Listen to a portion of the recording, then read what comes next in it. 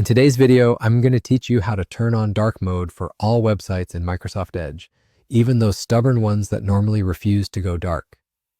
We all know that staring at a bright white screen for hours can cause real eye strain, especially when you're browsing at night or if you're in a low light environment. Switching to dark mode not only gives your screen a sleek appearance, but also makes browsing easier on your eyes. So let's jump right in. First things first, let's open Microsoft Edge. You can do this by clicking the Edge icon from your taskbar, or if you can't find it there, just search for Microsoft Edge in your Start menu. Once Edge is open, you'll want to direct your attention to the top right corner of the window. There you'll see a three-dot menu. Give it a click.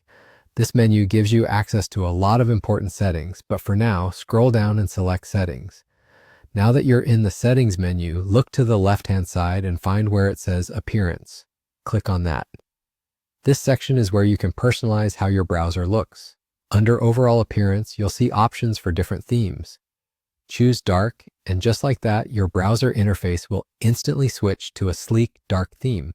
You'll notice that many websites will automatically adopt darker colors. But what about those few stubborn sites that stay blindingly white? Here's the secret move to make even the unwilling sites comply. In the address bar, type edge/flags and press Enter. You're now entering Edge's experimental features. But don't worry, we're only changing one thing. At the top, you'll see a search box. Type in Auto Dark Mode for web contents. Locate the drop-down menu next to this option and select Enabled. Once you've got that set, it's time to finish things up by restarting Edge. You'll see a Restart button at the bottom of the page. Go ahead and click it, and that's it. From now on, every site you visit, no matter how bright it used to be, will be displayed in dark mode. Your eyes will thank you for this new, more comfortable browsing experience.